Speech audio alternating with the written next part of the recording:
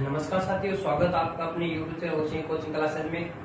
आज आपके सामने एक अच्छा वीडियो लेके आया हूँ। ठीक है, आपका IQ चेक करने के लिए, ठीक है, आपके मानसिक स्तर चेक करने के लिए, बुद्धिमत्ता चेक करने के लिए। ठीक है, तरह के वितरक के आपके सामने प्रश्न लेके आए हूँ। ऐसे प्रश्न जिसका आंसर कई हो सकते हैं, ऐसे क्वेश्चन जिसके तर्क विचार यानी उसके विचार कितने हो सकते हैं, कई प्रकार अलग अलग बच्चे की सोच अलग अलग होती है। ठीक है, उस क्वेश्चन को देख करके बच्चा ये सोचता है हम ऐसे निकाले और ये प्रश्न ऐसे हल हो सकता है और ऐसे हल हो सकता है। ठीक है, आज का जो टॉपिक रहेगा बच्चों बहुत इंटरेस्टिंग रहने वाला आपके सामने। ठीक है, आज का जो टॉपिक रहेगा अपना जो मेंटेलिटी का रहेगा, किसका रहेगा, सामान्य बुद्धिमत्ता। ठीक है, जिसको जनरल इंटेलिजेंस बोलते हैं। जिस तरह से जनरल नॉलेज होता है ना, सामान्य ज्ञान होता है, वैसे सामान्य बुद्धिमत्ता की बात करता हूँ। ठीक है, आपका IQ चेक करने के लिए उससे आपको ये पता चलेगा कि अपना जो माइंड है, अपना IQ कितना, उसका सतत जांच कर सकते हो आप। ठीक है, सामान्यतः घर बैठे इस तरह के क्वेश्चन अगर आप करते हो तो आपका ये पता चलता है कि अपना IQ कितना है। ठीक है, अपने मतलब बुद्धिमत्ता कितनी है। ठीक है, इस क्वेश्चन को हल करने के लिए हमारे आचार विचार कितने हो सकते हैं। ठीक है, इसी प्रकार के आपके सामने आज कुछ प्रश्न लेके हम बहुत इंटरेस्टिंग टॉपिक रहेगा आज देखिए। और इस तरह जो प्रश्न होते हैं वो हर कंपटीशन एग्जाम में पूछे जाते हैं। ठीक है, आज जो प्रश्न बता रहा हूँ, जिस तरह से 10वीं क्लास पास करने के बाद उसके बाद जो अलग फील्ड में जाते हैं बच्चे, जूनियर क्लास में जाते हैं, फिर 10वीं क्लास में, या फिर कोई सिविल लाइन में जाना चाहता है, जिस तरह से एग्जाम कंपटीशन एग्जाम देता है, या फिर जिस तरह से कोई आर्मी की भर्ती देखता है। ठीक है, हर कंपटीशन एग्जाम में इस तरह के क्वेश्चन पूछे जाते हैं और आपको जो प्रश्न कराने वाला हूँ। ठीक है, आपके सामने देखिए कुछ प्रश्न है बोर्ड पे। तो चलिए आपके सामने कुछ प्रश्न है, इन प्रश्नों को देख करके आपको अच्छी तरह से पढ़ करके इसका आंसर देखना है। देखिएगा आपके पास किस तरह से प्रश्न की कह रहे हैं कि निम्नलिखित प्रश्नों में बेमेल को छाटिए। बेमेल को मतलब ऐसा मेल देखना है जो आपस में मिलता ना हो। ठीक है, प्रश्न इसमें किस प्रकार के आ सकते हैं, पर्यायवाची संबंधित आ सकता है, विलोम शब्द उससे संबंधित भी आ सकता है। ठीक है, तो इस तरह से प्रश्न देखिएगा। तो आपको दे रखे, देखो एक नंबर के दे रखे है कि दुख और सुख, दुख और सुख। अगला क्वेश्चन है, अगला जो ऑप्शन है दिन और रात, फिर है आकाश पाताल, फिर है हवा और वायु।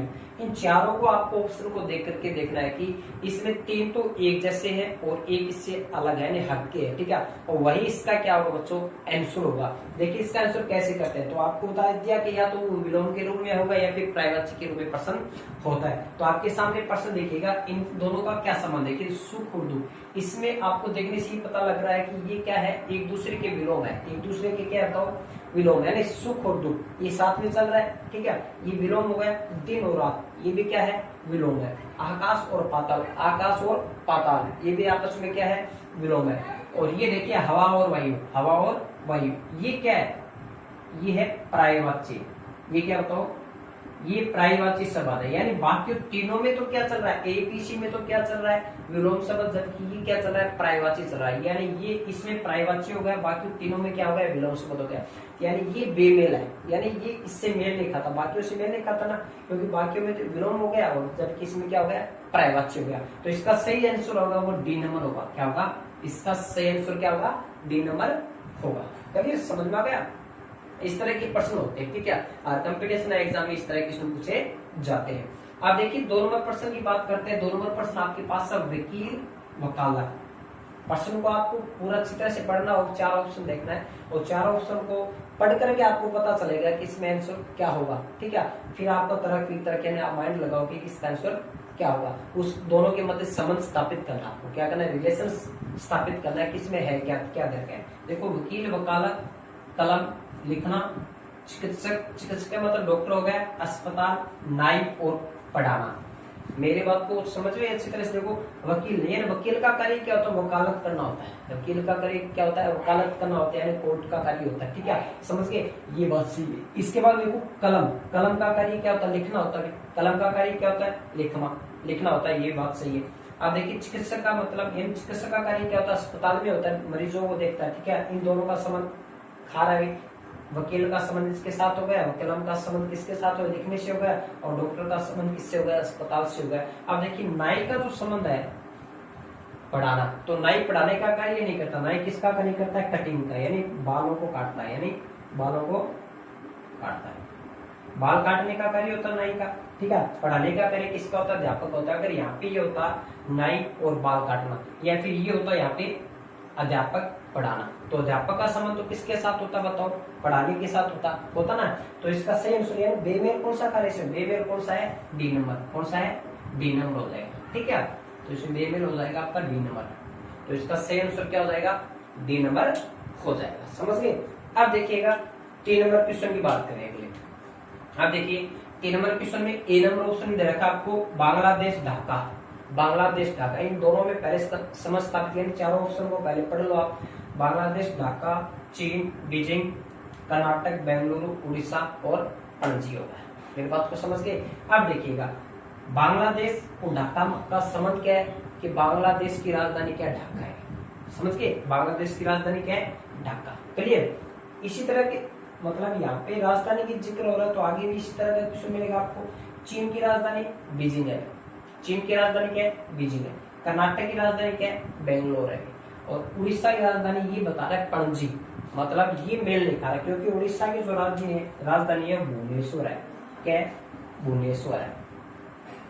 उड़ीसा की राजधानी क्या है, भुवनेश्वर है। तो ये क्या है, ये गलत है, यानी ये इसका क्या होगा, आंसर हो जाएगा। यानी ये तीनों से क्या है, अलग है। यानी बाकी तो सही है, बांग्लादेश की राजधानी ढाका, चीन की बीजिंग हो गई और कर्नाटक क्या होगा, राजधानी बेंगलोर। तो उड़ीसा की राजधानी भुवनेश्वर होनी चाहिए थी, लेकिन है क्या, पणजी है इसमें। ठीक है, तो इसका ऑप्शन क्या हो जाएगा, डी नंबर ऑप्शन हो जाएगा। समझ गए मेरी बात को। अब चलिए अगले क्वेश्चन की बात करता हूँ 4 नंबर की। तो चलिए बच्चों अगला जो क्वेश्चन है 4 नंबर आपके सामने रक्त संबंधित, ठीक है, अपने परिवार से पारिवारिक की क्वेश्चन है। ठीक है, को समझ जिससे को चाचा लग रहा है, मामा लग रहा है, पापा लग रहा है, बेटा लग रहा है, भांजा लग रहा है, भंजी लग रही है। ठीक है, इस तरह के प्रश्न आपके सामने लेके आए हुए। एक प्रश्न आपके सामने देखिए, ये कह रहा है कि यदि कमल कहे कि रवि की माँ, इसमें बोला है कमल कहे कि रवि की माँ। यहाँ पे 2 जने, एक तो कमल है और दूसरा कौन है, रवि। इस प्रकार के प्रश्न को हल करने के लिए क्या करते हैं, जिसका नाम दे रखा हो आपको, या तो जिस तरह से ABCD का अक्षर दे दिया जाता है या फिर आपको नाम दे दिया जाता है, या फिर आपसे ये पूछ लिया जाता है कि एक आदमी एक औरत से कहता है या फिर एक आदमी एक बच्चे को कहता है, तो उस आदमी को A मान लो और बच्चे को क्या मान लो, B मान लिया जाता है। लेकिन यहाँ पे आपको नाम देखे कमल है, दूसरा कौन है, रवि। तो इसने ये कहा कि एक तो कमल है, ठीक है, कमल रवि से कहता है, इससे कहता है कमल है वो रवि से कहता है कि रवि की जो माँ है, रवि की जो माँ है, इसलिए बोला ना कमल है, कमल ने रवि से कहा कि रवि की माँ मेरी माँ की इकलौती बेटी है। तो कमल का रवि से क्या संबंध है, इकलौती बेटी, इकलौती बेटी का मतलब एकमात्र बेटी, यानी इस कमल की जो माँ है उसकी एक बेटी है, जो कौन है, रवि की माँ होगी बेटी। इसका मतलब आपकी वो बहन होगी, तो एक ही बेटी तो ना, एक ही बेटी तो आपकी, अपनी माँ की एक बेटी वो आपकी बहन होगी, मतलब आपके 2 भाई बहन हो गए, आप क्या हो गए, 2 भाई बहन हो गए। तो ये तो रवि की माँ है, रवि की माँ, तो इसका मतलब रवि है वो कमल का क्या लगा, भांजा लगा। क्या लगा बताओ, भांजा लगा। यानी रवि और कमल एक दूसरे के क्या है, मामा भांजे, क्या भी मामा भांजे। ठीक है, तो इसका जो आंसर आएगा या तो भांजा आएगा या फिर मामा। इसने क्या पूछा है कि रवि से, यानी कमल का रवि से क्या संबंध है, रवि का कमल का रवि से क्या संबंध है, तो क्या हो जाएगा, मामा लगेगा। क्या लगेगा, यानी कमल क्या लगेगा, रवि का मामा लगेगा। ये रक्त से संबंधित यानी ब्लड से संबंधित प्रश्न होते हैं कंपटीशन में, हर कंपटीशन में एग्जाम में पूछे जाते हैं। अगला क्वेश्चन देखिएगा, बहुत अच्छा क्वेश्चन है।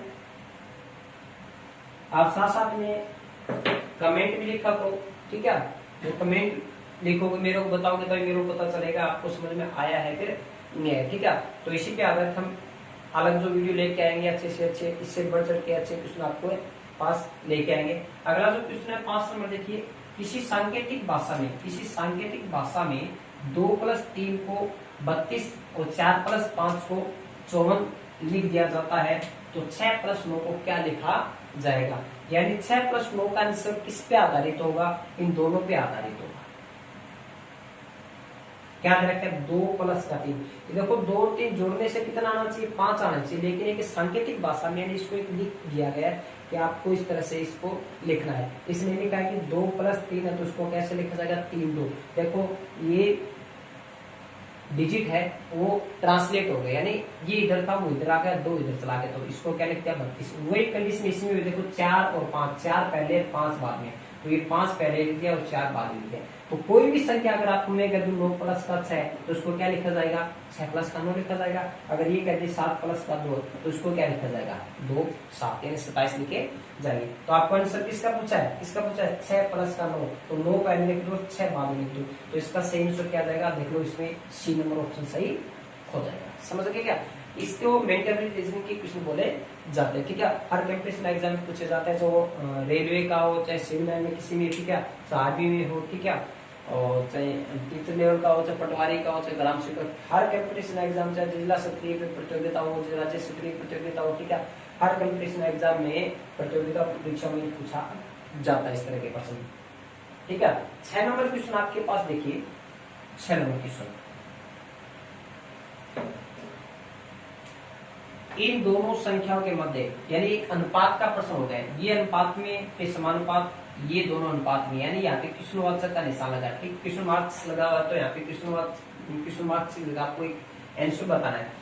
इन दोनों में सबसे पहले संबंध देखो, उसी के हिसाब से इसका आंसर आएगा। अब देखिए इसके पास क्या है, ये स्ट्रेन STRAIN और अनुपात में TRAIN ट्रेन, ये तो ना। अब देखिए इन दोनों में आपको देखने से क्या लग रहा है, देखिए कौन कौन सी डिजिट एक जैसे, देखो ये यहां से लेकर यहां तक ये अक्षर एक जैसे दिख रहे हैं ना, इसका मतलब ये अनुपात जो आपको दिख रहा है अगली संख्या में, यानी इसमें जो शब्द वर्ड था इसमें एस को छोड़ दिया गया, क्या कर दिया गया, एस को छोड़ दिया गया। उसी प्रकार इसमें क्या होगा, देखो यानी इस चीज को ऐसे लिखा जाता तो आप इस चीज को कैसे लिखोगे, इसमें देखो स्टार्टिंग वाला वर्ड है ना एस, इसको छोड़ दिया गया, तो इसमें भी आप क्या करोगे बताओ, एस को छोड़ोगे तो आपके पास क्या बचेगा, TABLE टेबल बचेगा, क्या बचेगा, तो इसका सही आंसर क्या आ जाएगा, तो टेबल देख लो किसमें, सी में आ जाएगा, तो इसका सही आंसर क्या आ जाएगा, सी नंबर ऑप्शन सही आ जाएगा। मेरी बात को समझ गए क्या, तो इस पे आधारित क्वेश्चन देखना आपको, ये क्वेश्चन किस तरह का बना हुआ है उसी प्रकार से इसका आंसर आपको देना होता है। मेरी बात को समझ गए होंगे, उम्मीद करता हूँ आपको अच्छी तरह से समझ में आ भी रहा होगा। कमेंट बॉक्स में आपको लिखकर बताना है कि मेरे को इस तरह के क्वेश्चन आपको जो आ रहे हैं वो समझ में अच्छी तरह से आते हैं या फिर नहीं आते। ठीक है, तो इस तरह के क्वेश्चन अगर आप पढ़ोगे तो आपके IQ बढ़ेगी। ठीक है, आपका जो माइंड का जो सत्र होता है, IQ होती है, वो मापा जा सकता, आप माप सकते हो कि अपना जो माइंड है किस हद तक, यानी किसी क्वेश्चन को हल करने के लिए उसके हमारे विचार कितने निकल सकते हैं। ठीक है, इसको किस प्रकार आपको ऊपर से लिख दिया जाता है, आपको नॉर्मली क्वेश्चन बेसिकली क्वेश्चन बता दिया जाता है कि इसका आंसर बताओ, तो आपके माइंड में ये होता है कि ये ऐसे हो सकता है, ये ऐसे हो सकता है, ये ऐसे नहीं है, ऐसे कर सके तो ऐसे हो जाएगा। ठीक है, तो इस तरह जो प्रश्न होते हैं वो मेंटली यानी सामान्य बुद्धिमत्ता पे आधारित होते हैं। ठीक है, इसको बोलते हैं जनरल इंटेलिजेंस। ठीक है, इंटेलिजेंस सामान्य बुद्धिमत्ता बोलते हैं। ठीक है, रीजनिंग मेंटलिटी भी इसको बोला जाता है। फिर अगले क्वेश्चन की बात करता हूँ। देखिए 6 क्वेश्चन करा दिया, आपको 2 क्वेश्चन और कराता हूँ। आपको एक लास्ट अंतिम एक क्वेश्चन दूंगा, आपको इसका आंसर आपको कमेंट बॉक्स में लिख करके बताना है कि इसका आंसर क्या होगा। ठीक है, तो जो बच्चे अगर नए हैं उसको ये चैनल को आप ज्यादा से लाइक करें, सब्सक्राइब करें और शेयर करना न भूलें। ठीक है, बेल आइकन घंटी को बच्चों दबाना है, जब बेल आइकन घंटी को दबाओगे तभी आपको नए वीडियो नोटिफिकेशन प्राप्त होगा। ठीक है, बेल आइकन घंटी को नहीं दबाओगे तो आपको नए वीडियो को अपडेट प्राप्त नहीं होगा। ठीक है, बेल आइकन घंटी दबाने से आपको नई वीडियो प्राप्त होगी। तो मैं अगले क्वेश्चन बात करता हूँ मैं। देखिए अगला क्वेश्चन 7 नंबर क्वेश्चन मैथमेटिक्स से संबंधित है। ठीक है, कोई संख्या दे रखी 76 अनुपात 42 और समानुपात का निशान देकर के 66 दे रखे, फिर अनुपात और यहाँ पे क्वेश्चन मार्क्स आपको दे रखे कि इस जगह कौन सी संख्या आएगी। इस प्रकार के जो प्रश्न आते हैं उसमें आपको बता देता हूँ करना कैसे होता है। इसमें जो प्रश्न आते हैं या तो वर्ग के रूप में आते हैं या फिर घनफल के रूप में आते हैं या फिर वर्गमूल या घनमूल के रूप में आता है या फिर अनुपातों में इस तरह से प्रश्न होता है, या उन दोनों के मध्य ऐसा संबंध देखना पड़ता है कि उसमें संबंध जोड़ का है या घटा का है या गुणा का या फिर भाग का है। इस प्रकार के प्रश्न इसमें आते हैं। ठीक है, अपने को ये देखना है, देखिए 76 से 42 कैसे बन गया, अपने को ये जानना जरूरी है कि 76 से 42 कैसे बन गया। उसी के आधार पे हम 66 का जो संबंध है अगली संख्या के साथ कर सकते हैं, तभी इसका आंसर प्राप्त होगा। अब देखिए 76 और 42, 76 का 42 कैसे आ गया। अब 4 प्रकार की चीज आपको बताता हूँ। देखो 76 और 76 है, अगर आप इसको ऐसे लिखते हो प्लस के रूप में, 7 और 6 कितने हो गए, 13 हो गए। अगर इसको कैसे लिखा जाए घटा के रूप में, तो 1 आता है, और 7 और 6 से गुणा करते हैं तो 42 आता है, और 7 में 6 का भाग लगाते हैं तो उसमें भाग जाएगा नहीं। मेरी बात को समझ गए क्या। तो इसमें भाग वाला तो वैसे ही कलीन हो गया इधर से। अब इसके बाद में देखिएगा 7 और 6 कितना हो गया 13 है। आपके पास आग कितना 42 आ रहा है, तो ये भी नहीं होगा। 7 में 6 गए, 1 बचा, ये भी नहीं होगा। हाँ, यहाँ पे देखो 7 और 6 यानी इन दोनों डिजिट को अगर क्या कर दिया जाए, गुणा कर दिया जाए। कभी कभी ऐसा भी प्रश्न आ जाता है जिस तरह से आपके पास ये आ गया, छिहत्तर आ गया और यहाँ पे दिया होगा। इन अंकों को जोड़ने पर, घटाने पर, गुणा करने पर, भाग करने पर 67 नहीं आता। लेकिन इसमें देखिएगा आपको क्या नजर आता है, ये 76 है और ये 67 है। यानी इसमें क्या हुआ कि ये डिजिट क्या कर दिए, चेंज कर दिए। इकाई को दाई बना दिया और दाई को क्या बना दिया, इकाई बना दिया ना। देखो 7 इधर लेके 6 इधर लेके एक संख्या बन गई ना। तो इस तरह से आपको क्या करना, आपका IQ यानी आपका माइंड क्या कहता है कि आपका माइंड किस हद तक जा सकता है कि इसको किस तरह से हम हल करने की कोशिश कर सकते हैं। ठीक है, तो अपने पास ये प्रश्न है, तो देखिएगा तो 742 यानी अगर इन दोनों डिजिट को क्या कर दिया जाए, गुणा कर दिया जाए, तो इसका आंसर क्या आएगा बताओ, 42 आएगा। क्या आएगा, 42 आएगा ना। तो इसी प्रकार इसमें वही संबंध इसमें स्थापित करना। आपको क्या करना, 6 और 6 को क्या कर दो, गुणा कर दो। जब 6 और 6 को गुणा करोगे कितना आएगा, 36 आएगा। तो 36 वाला ऑप्शन देख लो किसमें, ABCD में, इसमें D नंबर में। तो इसका सही आंसर क्या आ जाएगा बताओ, D नंबर ऑप्शन सही हो जाएगा। ठीक है, बहुत अच्छे क्वेश्चन आते हैं। ठीक है, हर कंपटीशन एग्जाम पूछे जाते हैं, हर प्रतियोगिता परीक्षा में क्वेश्चन पूछे जाते हैं। ठीक है, ये सामान्य ही होता है, सामान्य ज्ञान ही होता है मान लो। ठीक है, और इससे क्या होता है आपका IQ 70। ये आप बस सोचो कि हम कंपटीशन एग्जाम में पढ़ेंगे तभी क्वेश्चन पढ़ेंगे, ऐसा नहीं है। अगर आप इस चीज को अभी सीख लोगे तो हर कंपटीशन में आप किसी प्रकार की दिक्कत नहीं देगा बच्चों। ठीक है, अगला क्वेश्चन बताता हूँ। 8 नंबर क्वेश्चन देखिए। 8 नंबर क्वेश्चन में बताना आपको विषम का पता लगे। विषम का मतलब आप जान गए ये क्या होता है। जिस तरह से 4, यहाँ पे देखो एक बकरी खड़ी है, एक भेड़ है, एक ऊंट है और एक मनुष्य। इनमें से अगर आपको ये कह दिया जाए कि इसका बेमेल छांटो, बेमेल का मतलब विषम छांटो। विषम का मतलब ये होता है कि एक ऐसी वस्तु जो बाकियों से क्या है, अलग है, बाकियों से क्या है, अलग है। आप जानते हो कि बकरी, भेड़, ऊंट ये तो क्या हो गए, जानवर हो गए। ये क्या हो गए, पशु हो गए नहीं। यानी बकरी, भेड़, ऊंट तो क्या हो गए, पशु हो गए। यानी ये तो एक ही कैटेगरी के हो गए। जबकि मनुष्य अलग हो गया, ये अलग कैटेगरी का हो गया। और जबकि ये तीनों क्या हो गए, अलग कैटेगरी का। तो ये अलग है, ये विषम भी हो गया, तीनों से क्या है, ये अलग है। तो इस तरह से बोला जाता है, उसको विषम बोला जाता है। विषम का मतलब उसको देखना है कि चारों में से वो एक ऐसा है जो तीनों से क्या है, अलग है, तीनों से क्या है, अलग है। ऐसा क्वेश्चन आपको ढूंढना है इसमें। देखो आंसर विषम का पता लगाइए। देखिए बाजरा, सरसों, चावल, गेहूं। देखने से ऐसा लगता है कि चारों एक जैसे हैं। चारों क्या है, एक जैसे, खाने के काम आता है, ये भी पता है। देखिए बाजरा खाने के काम आता है, सरसों का, ये भी सरसों खेतों, यानी चारों की जो चार चीजें खेतों में उपज होती है। ठीक है, ये तो एक उत्पादन हो गया खेत, ठीक है, खनिज हो गया। ठीक है, अब देखिए बाजरा खाया जाता है, सरसों, चावल, गेहूं, यानी इसको भी खाया जाता है, इसको भी खाया जाता है और इसको भी खाया जाता है। और खाया भी इसको भी जाता है, सरसों भी खाया जाता है। सरसों की सब्जी नहीं बनाते, क्या बनाते ना। लेकिन ये क्या है, इन चारों में से क्या है, एक ऐसा सबल जो चारों से क्या है, अलग है। कि सरसों का क्या होता है, तेल, यानी सामान्यतः सरसों क्या है, चारों से यानी तीनों से क्या अलग है, क्योंकि सरसों का तेल निकाला जाता है, बाकियों का तेल नहीं निकाला जाता है। यानी ये तेली पदार्थ हो गया। ये क्या हो गया, तेलीय पदार्थ हो गया। समझ गए। तो इसका आंसर क्या आ जाएगा, 8 नंबर का आंसर क्या हो जाएगा, बी नंबर ऑप्शन सही हो जाएगा। क्या हो जाएगा, बी नंबर ऑप्शन सही हो जाएगा। समझ गए क्या, इसका बी नंबर ऑप्शन क्या हो जाएगा, सही हो जाएगा। अब अगला क्वेश्चन देखना अपने को, देखिएगा अब देखिएगा 9 नंबर क्वेश्चन आपके पास है। इसमें भी आपको क्या देखना है, विषम का पता लगाना कि तीनों से वो एक अलग है। दही, मक्खन, तेल, पनीर। मेरे को पता है कि चारों देखने से मतलब एक ऐसा क्वेश्चन, एक तो क्वेश्चन ऐसे होते हैं कि देखते ही पता चल जाता है कि इसका आंसर क्या होगा। देखो दही, मक्खन, पनीर, यानी एक ही पदार्थ से प्राप्त होता है। किससे प्राप्त होता है, दूध से। किससे, दूध से दही प्राप्त होता है, दूध से मक्खन प्राप्त होता है, दूध से क्या प्राप्त होता है, पनीर प्राप्त होता है। लेकिन तेल क्या हो गया, अलग हो गया। तेल किसी का भी हो सकता है, सरसों का भी हो सकता है, अरंड का भी हो सकता है, ठीक है, मूंगफली का भी हो सकता है, किसी का भी तेल हो सकता है। तेल तो क्या है, अलग है। ये तीनों तो क्या है, एक पदार्थ से प्राप्त होता है, दूध से, दही, मक्खन, पनीर, लेकिन तेल क्या है, अलग है, यानी तेल क्या है, तीनों से अलग है। तो इसका सही आंसर क्या हो जाएगा, सी नंबर ऑप्शन इसका क्या हो जाएगा, सही हो जाएगा। ठीक है, वीडियो अगर बच्चों आपको अच्छा लगा है, क्वेश्चन आपको अच्छा लगे, इंटरेस्टिंग टॉपिक लेके आए आपके सामने, और अगली वीडियो में इस तरह के क्वेश्चन आपके सामने लेके आने वाला हूँ। तो आप इस चैनल को ज्यादा से ज्यादा लाइक करें, सब्सक्राइब करें, अपने भाई बंधुओं को इसको ज्यादा से ज्यादा शेयर करना ना भूले। और दूसरी बात, आप बेल आइकन घंटे को दबाना ना भूलिएगा।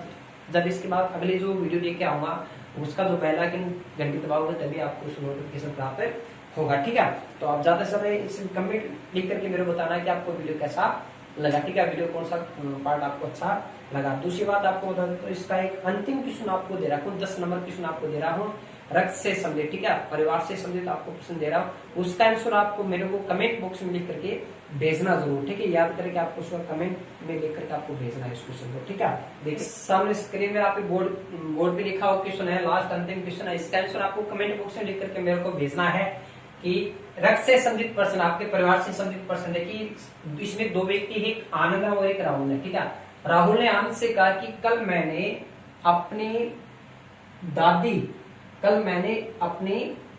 यानी अपनी दो बार लिख दिया क्या, चलो कोई दिक्कत नहीं। कल मैंने अपनी दादी की बेटी के इकलौते भाई को हराया था, तो राहुल ने किसे हराया था। इसका आंसर आपको कमेंट बॉक्स में लिखकर बताना है कि इसका आंसर पुत्र होगा, पिता होगा, भाई होगा, फिर भतीजा होगा। ठीक है, इस तरह के क्वेश्चन आपके सामने डेली लेके आएंगे, हर वीडियो में आपको इस तरह से प्रश्न आपको कराता रहूंगा। ठीक है, और कमेंट बॉक्स में लिखिए इसका आंसर मेरे को बताना है कि, और आपको बताना है कि वीडियो में कमेंट बॉक्स में लिखिए बताना है कि आपको वीडियो कैसी लगी। ठीक है, तो ज्यादा से ज्यादा इस चैनल को आप सब्सक्राइब करें और लाइक करें और बेल आइकन घंटी दबाना न भूलिए। ठीक है, तो इजाजत दीजिए, अगले वीडियो के साथ आपके सामने फिर हाजिर रहूंगा। ठीक है, ओके, ऑल द बेस्ट।